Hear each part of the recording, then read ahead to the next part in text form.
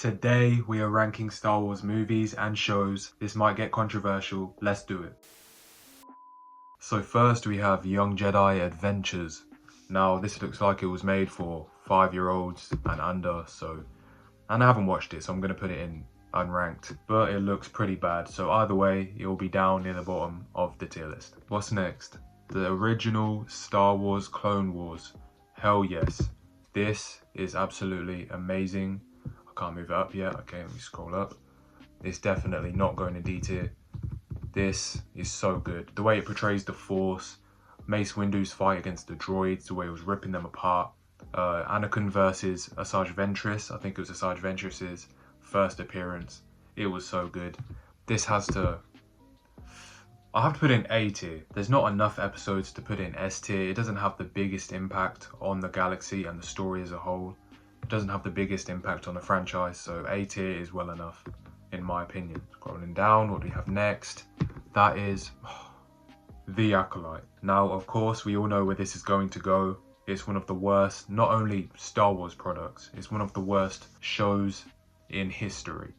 The writing is terrible, dialogue is terrible, acting is terrible. You know, we're just not gonna, even stay on this. The power of Plus, if you saw my hour and 16-minute long breakdown and review of every episode and every scene, breaking down all the worst parts, which is basically all of it. So I was pointing out all of the issues, all the plot holes, all of the inconsistencies. The characters were just so inconsistent. The story was inconsistent. Go watch that hour and 16-minute long review. We talk about everything in that show, and I'm very proud of that video. That took a lot of time. But this show was absolute garbage, and it's not canon. What they did to Plagueis was so bad, and we're just gonna leave it in F tier. It is what it is. By the way, this is what the tier list looks like. I didn't show at the start. A tier to F tier. And of course, if I haven't seen it, it's unranked. So, the prequels. You know these are near the top. I know a lot of OG Star Wars fans wouldn't put the prequels that high. But, you know, I was born in 2002. So these movies came out at the right time for me to grow up with them. The world building in the prequels, it does so much for the franchise. It does nearly all of the world building for the franchise, really. All of it is so otherworldly, it's mystical, it's magical. Every location looks unique, and it really does feel like it's a part of another universe. The characters, the fighting, they're awesome. We love the prequels. Do I need to say any more? But we're going one movie at a time, and I need to be as real as possible. So, The Phantom Menace, it does have some boring parts to a lot of people, but for me, I just love the prequels. They're my favourite movies of all time. So, these go in S tier for me. Why can't I drag that up and place it where I want to place it without scrolling? Okay, this goes in S tier. Let's not go overboard. S tier is very special. A tier or S tier, this is really hard. You know what, for now, A tier.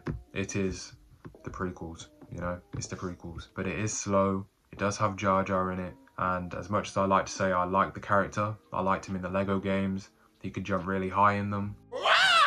So I've grew up liking him. And of course I love the Gungan city under the water. It's a cool location. They have a weird language, goofy language, but the whole Gungan bloodline and culture is completely goofy. So yeah, I'd say A tier. Son of a bitch! Next, Attack of the Clones. This had a lot of action, and I know that Attack of the Clones is considered probably the worst in the prequels, but I'd actually maybe agree with that. But I love Attack of the Clones. I do. What do you think, guys? Where would you put the prequels? They're my favourite movies of all time. But I'm trying not to be too biased, and I'm trying to really judge them as movies as honestly as possible. So I'm saying A tier though. I love them. What can I say? Yeah, top tier Star Wars at the end of the day. And Revenge of the Sith, S tier. Of course. Come on now, guys. We know where that goes. They're my favourite Star Wars movie of all time. Just top tier. You're goddamn right. Whoa, okay, so Clone Wars. There's Clone Wars and then there's Clone Wars Season 7. Well, you know, I've got to say, Clone Wars is definitely going in A tier at least. I love the Clone Wars. It did so much. I said the prequels did a lot for world building, but the Clone Wars, it carries the world building. and they basically count as the prequels. It's just animated prequels and filling in the gaps. So it has to go in A tier or S tier. It's going A tier. S tier is special. I love the Clone Wars nearly as much as the prequels, but I do not want to put it in B tier because it does so much for the universe and just everything. It adds so much to the mystical, otherworldly nature of Star Wars. Perfect escapism, awesome planets. I could compliment the Clone Wars forever, but I know it does have some flaws. A tier is fine. Clone Wars Season 7 absolutely goes in, oh my god, this might go in S tier. Ahsoka going to Mandalore, the first 4 episodes of it were just so lackluster. They were absolutely not interesting, only because Ahsoka was a part of it. Oh, but when this came out, it was like, it couldn't be any better for me. It was perfect. It did tie in well. I have to put it in A tier. I can't glaze. I cannot be glazing everything, alright? Everything I like, I just can't. I have to be reasonable. I have to be like a critic. Clone Wars Season 7 is so close to S tier, but because of the first 4 episodes, I cannot put it in S tier. But it is peak Star Wars. Dad, I got your voucher. Out! Okay, Bad Batch. This, you know, it's nothing, it doesn't do anything crazy. The characters are likable. There's not really a lot of character development for most of them anyway. Hunter's just Hunter. Crosshair is the best character. Wrecker is just a big, stupid, ripped Hulk clone. You know, I really enjoyed it. I watched all of the 3 seasons and yeah, it was just fun. It was some of the best Disney Star Wars we've gotten, that's for sure. But it's nothing crazy. It's either B tier or C tier. But I'm going B tier for now. I might move it. But yeah, Bad Batch was alright. Okay, so what's next? The Holiday Special. I haven't actually seen it because I've heard of how bad it is, which is crazy. I've watched the originals so many times. Like I've watched most of Star Wars so many times. The stuff I like and the stuff I don't like. So yeah, I'm going to have to put it in unranked, but I know it's going to be F tier because it's an absolute meme of a holiday special, especially for Star Wars. All I've heard is terrible things. Next is Solo. This film was so unnecessary. No one asked for this unless we got it with Harrison Ford. This film is nothing but cameos and remember when moments. He did not need an origin story for his name. He was riding solo, so he's called Han Solo. Like, come on. This is an F tier movie. I watched it once and never wanted to see it again. We did not need it, and it wasn't good anyway. It was a waste of time. Next is Obi-Wan Kenobi. Jeez. Okay, Obi-Wan Kenobi. It's an Obi-Wan Kenobi series, and they messed it up so bad. The fact that I only watched an Obi-Wan Kenobi series with Ewan McGregor and Hayden Christensen reprising their roles once. I watched it once and it was dreadful to get through. I remember reviewing it 2 years ago, every episode, and jeez, I can't believe it. Disney, they actually achieved the impossible with how badly they can mess stuff up. Just because of Ewan McGregor's acting and Hayden Christensen's acting alone, I have to put it, well, it could be F tier for me, actually, I'm not gonna lie. I'll put it in E tier just because of their acting, but it does nothing for the characters that we love so much. Why did Obi-Wan and Vader meet again when obviously that didn't happen in the originals? They just make things happen just because they wanted an Obi-Wan Kenobi movie, even though they could have copied what happened in the comics. He stays on Tatooine and he protects Luke Skywalker. Anyone who nearly figures him out, or anyone that comes close to even harming Luke or his uncle and auntie, he would smoke them and he'll have to deal with the issue. It's such a simple show to make, and somehow they made him run around with young Princess Leia. Let's not even get started on how stupid that is. It pisses me off. I can't think about it. E tier for Obi-Wan Kenobi. And without Ewan McGregor and Hayden, it would have been F tier. Next we have Star Wars Rebels. Now, I actually really enjoyed this show. Of course, there's weak moments, there's boring moments, you know, really unimportant moments. It's either close to top tier Star Wars, close to peak Star Wars, or it's just, you wasted my time with this episode. You know, it was very inconsistent, but there were periods where they'd have episodes back to back that were complete fire. As soon as Maul came into the show and Ahsoka, it went up from there. The Ahsoka fight with Vader does carry the show in the minds of a lot of people, but I actually did enjoy Kanan. Kanan was an awesome Jedi, and the way he looked after his crew, the way he was a leader and learning to be a leader, learning to be a Jedi Master, he was great. Ezra, he's alright.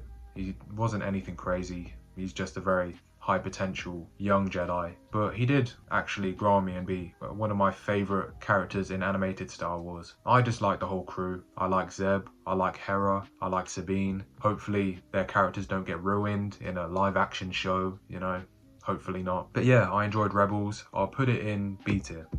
I think that's the perfect place for Rebels. Not as good as Clone Wars. The animation also was worse than Clone Wars. Looked like Play-Doh running around. It was the worst animation choice. But either way, I enjoyed it. And it's closer to Star Wars than a lot of what Disney has done. Let's just say that. Andor, the best written Disney Star Wars show that we've seen, apart from Clone Wars. And I don't even count Clone Wars as Disney. I just don't. That's a part of the George Lucas era, and no one can tell me otherwise. But Andor, like I said, it has the best writing in any Disney Star Wars show. But it was boring. It didn't follow the themes of Star Wars. Even the director said he wasn't even trying to make it like Star Wars. This show could have been a part of any franchise and it would have been the same. It's not mystical, it's not magical. And no, you don't need lightsabers to make a good Star Wars show. You don't need the Force. But it needs to have that magical nature and that otherworldly feel. And it just didn't. It did not feel like that. It had great effects, great sets.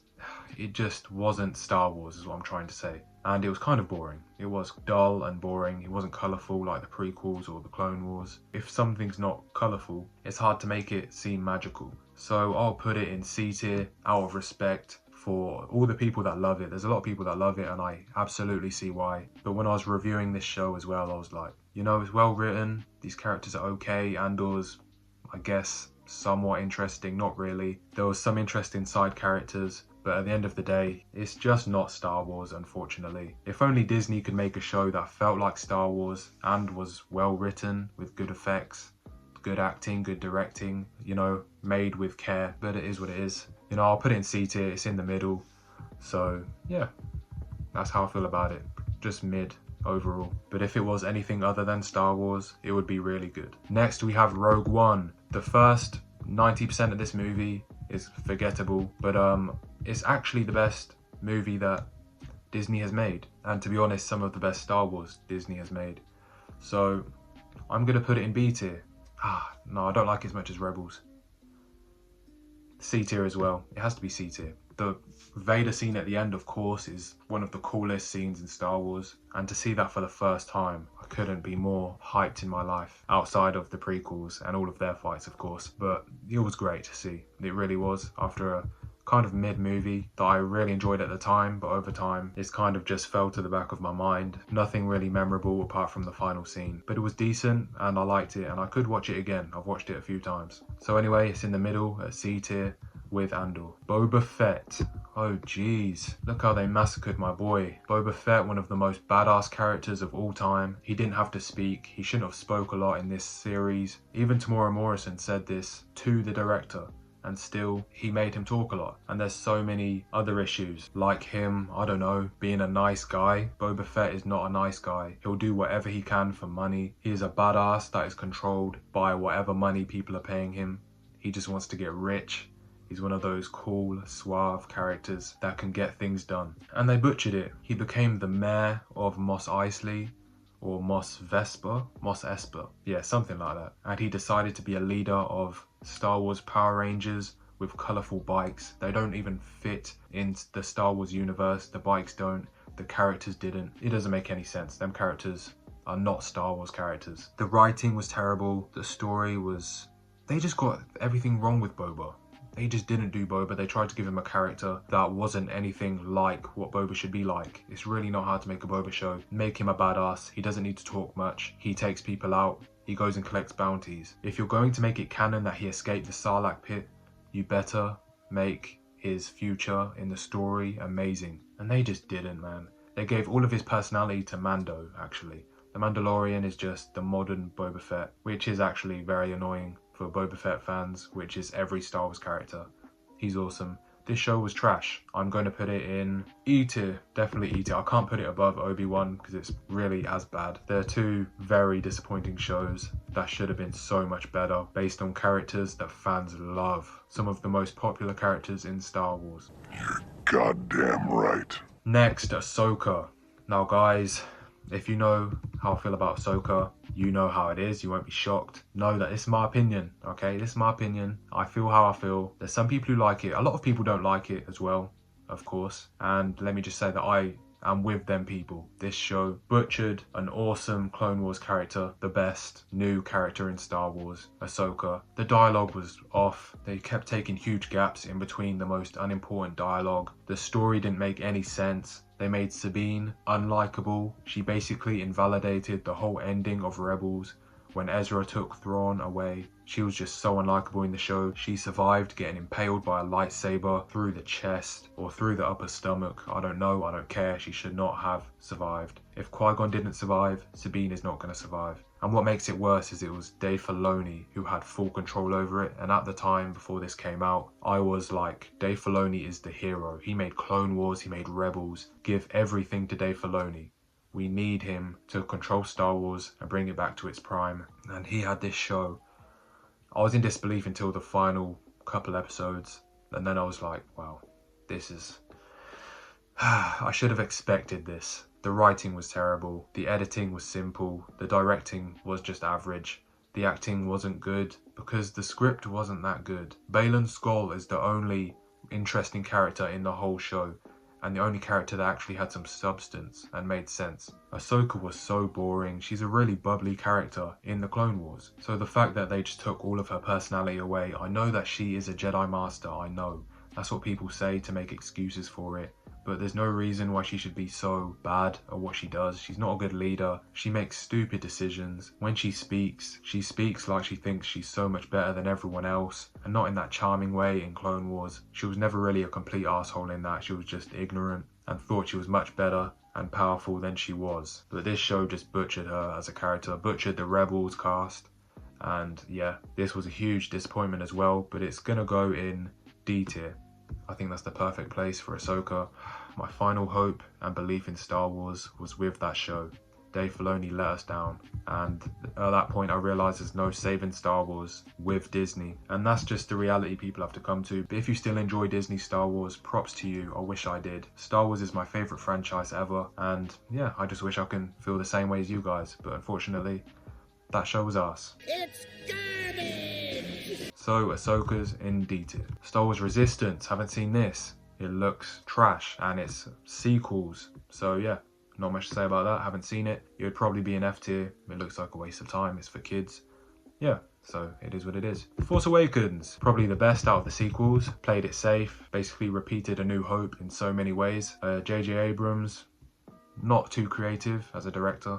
Say that again. The squad meets each other, they got on the Millennium Falcon, they infiltrate a planet-destroying space station, and then they make a last-minute escape off of it, you know? And Han Solo died. Before even getting to meet Luke again, we never got Han Solo, Princess Leia, and Luke Skywalker at the same time on screen. And he decided to have Rey beat Kylo Ren in the first movie, which absolutely takes away all the effect of a terrifying villain. Just like Kang in Quantumania, he got beat in the first movie and she was at her lowest power level at that point. So what makes him think he's going to be able to beat her in the future? It was just not good. It was basic. The sequels are kind of a mess in every way but the effects. The effects are beautiful. The sequels started the destruction of Star Wars, and so it goes in the F tier. That film is not good.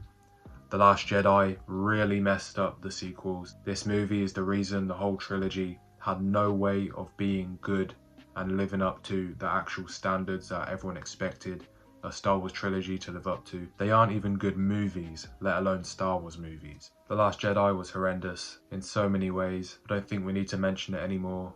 Just not good. They failed with the sequel trilogy. The writing was just not good enough. So many plot holes. Rey was a Mary Sue. They turned Luke Skywalker into a nephew murdering bomb, which is unforgivable. People hate it as much as they did all them years ago when the film came out. I remember seeing it in theatres, just never saw it again. I've only seen it once, And of course, the final film that tried to make everything right again, The Rise of Skywalker. It's an absolutely comedic movie because of how stupid it is. It's more stupid than the other two movies, and its whole purpose was to undo what happened in The Last Jedi. It's just a nightmare movie, and the only good thing about it, again, is the special effects. This trilogy was a nightmare, sent Star Wars down a horrendous path. If the sequels were good, and if Rian Johnson didn't really ruin it, The Force Awakens was simple, it was basic. It didn't do anything special. It kind of ruined Kylo Ren as a villain, but they could have, turned it around in the second movie and made sense of the first one. But unfortunately, they hired another director to film the next part of J.J. Abrams' movie. And that director, Rian Johnson, didn't want anything to do with J.J. Abrams' story. It's just a mess. The sequels are horrendous. Terrible Star Wars. I don't count them as canon like most Star Wars fans don't. But if you enjoy them, I'm jealous. Good for you. I wish I loved them. But I don't even like them. And I don't even accept them. So anyway, we're moving on to Tales of the Jedi. Clone Wars fans will just enjoy this. It just continues what was so great about the Clone Wars. I know a lot of people don't like how they changed Yaddle's storyline, and to be honest, I enjoy the Legends version of Yaddle's ending. But overall, seeing young Count Dooku and Mace Windu interact, and just seeing them two as an individual characters, just going through their little story arcs, especially Count Dooku, of course. Mace Windu was only really a background character in it, but it was awesome to see young Count Dooku. But yeah, the Yaddle finding out that he was evil and seeing the Emperor, it was not needed. It's one of them things that, come on, you're just trying to do too much. You're just doing too much, and we don't need that. I enjoyed Ahsoka's episodes. They're not too important. They're just like more of Clone Wars. More stuff that we didn't see in the actual show, but didn't add or change anything to do with the story. Seeing young Qui-Gon as well, Qui-Gon being Count Dooku's apprentice, it was just awesome to watch. I've watched it many times. But yeah, I do have issues with it. It's not on Clone Wars level, and of course they're tiny mini episodes anyway. They're not full episodes. I liked it a lot though. I put it in B. It had the Star Wars themes down right. It was colourful, it was magical, mystical. I always describe Star Wars in them three ways because that's exactly what Star Wars is. And you have to have it in a Star Wars product, else it is not Star Wars. Next is Tales of the Empire.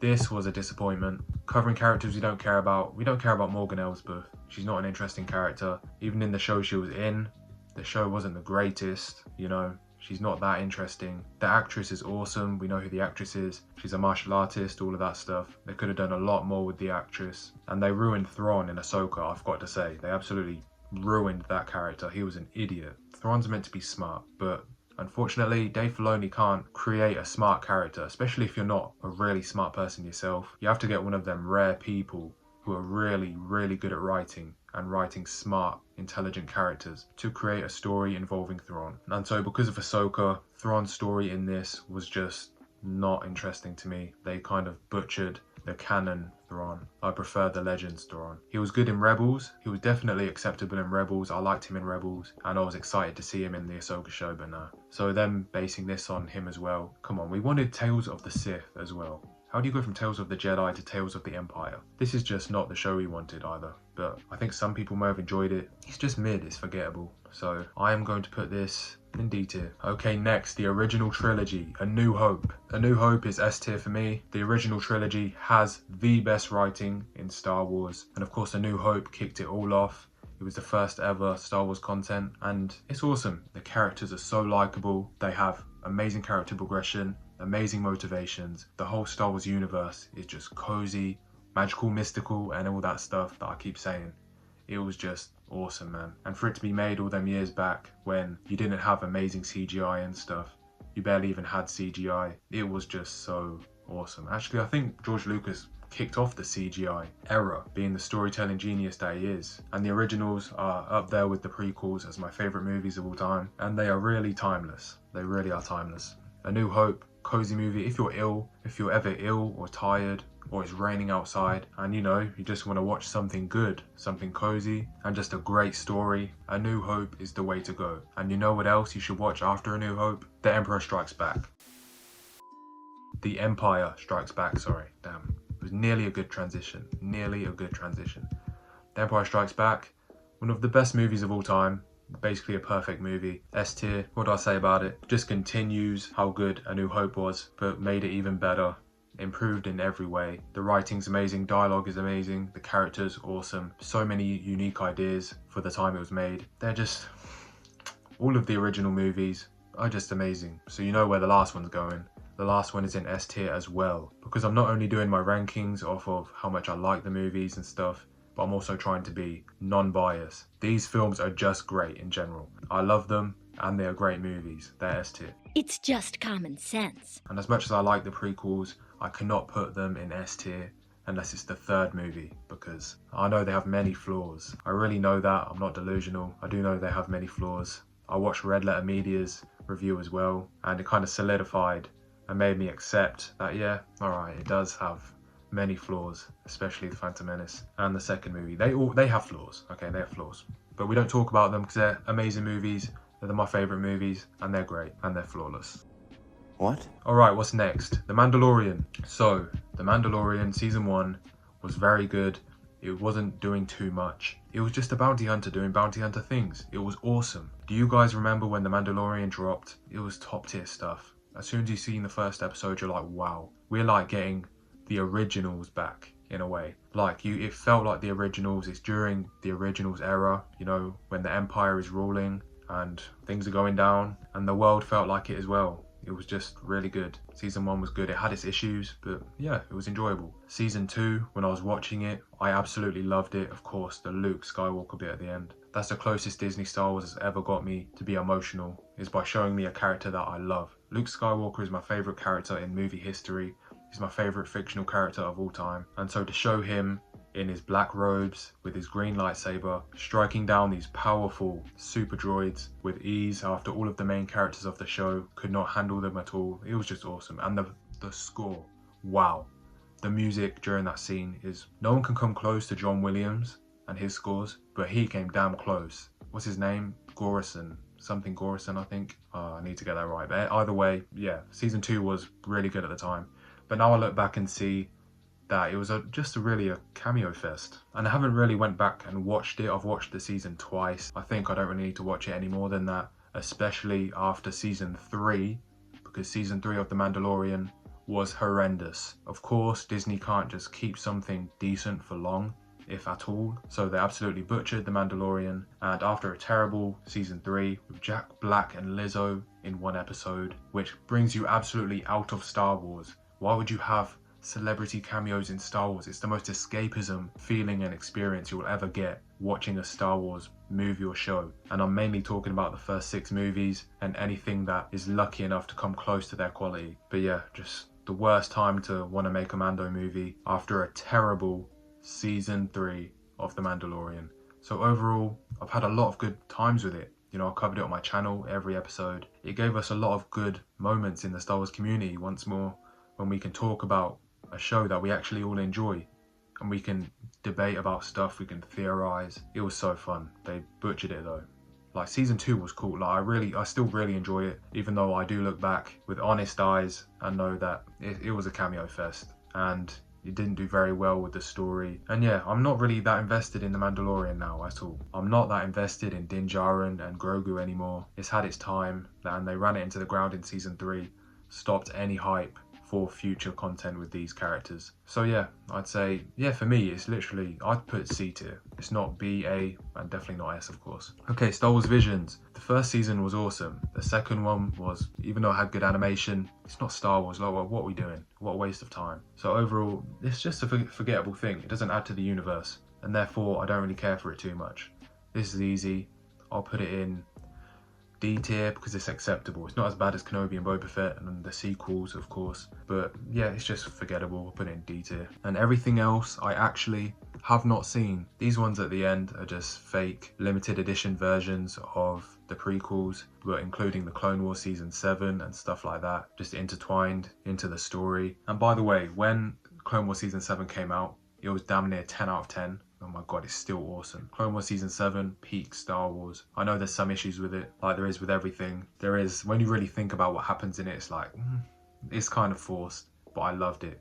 And after I watched it, I literally put on Revenge of the Sith, and I'd watch Revenge of the Sith until it gets to a point in the Clone Wars where something was happening at the same time. I'd pause that movie on Disney Plus. This is, I'd go back to the Clone Wars, watch all of that part, like when Ahsoka walks into the Jedi Council meeting. But in the movie, of course, she's not there. But in the Clone Wars, she walks in right after that scene ends in the movie. So when I get to that point, I'd come out and I'd go back on the Clone Wars to continue the story right after it happened. I basically intertwined it myself before people made it. I think a lot of people did that. It was just crazy to think, like, wow, Ahsoka was really in this scene, like just before it cuts off in Revenge of the Sith. But of course, she didn't exist at the time. But going back and forth in between Clone Wars Season 7 episodes and Revenge of the Sith was pretty awesome. But yeah, that's the end of this. I haven't watched any of that stuff and it doesn't look too important or memorable anyway. But yeah, let's go back up to see what my tier list is. So in S tier, we have Revenge of the Sith, A New Hope, The Empire Strikes Back, and Return of the Jedi. In A tier, we have the original Clone Wars, The Phantom Menace, Attack of the Clones, and The Clone Wars. In B tier, we have Bad Batch, Rebels, and Tales of the Jedi. In C tier, we have Andor, Rogue One, and The Mandalorian. In D tier, we have Ahsoka, Tales of the Empire, and Visions. In E tier, we have Kenobi and we have Boba Fett. In F tier, we have the Acolyte. Well, for a second there I was like, there's no way I put Acolyte in one above the lowest level on this tier list. But then I remembered it's unranked underneath F tier. So the Acolyte is in the lowest, as it should be. But yeah, F tier, the Acolyte, Solo, and the sequel movies. And unranked, we don't need to worry about that. They're probably garbage anyway. So yeah, that's my tier list. Do you agree? Do you not agree? Was it controversial? I think it's a little controversial in some ways. But overall, I think I've got a pretty good list. But you guys may have different opinions, so let me know down below. I'd love to read it, and I'd love to discuss if maybe I should have ranked something higher or lower. Even though this is how I feel, so I won't change it. But it is what it is. Yeah, let me know down below how you feel. Let's talk about it. And I hope you enjoyed the video. This has been really fun. Tier lists are always fun. And I love talking about Star Wars, positive or negative. I just love the Star Wars universe. It's my favorite franchise, my favorite movies. Thank you for watching, and I'll see you on the next one.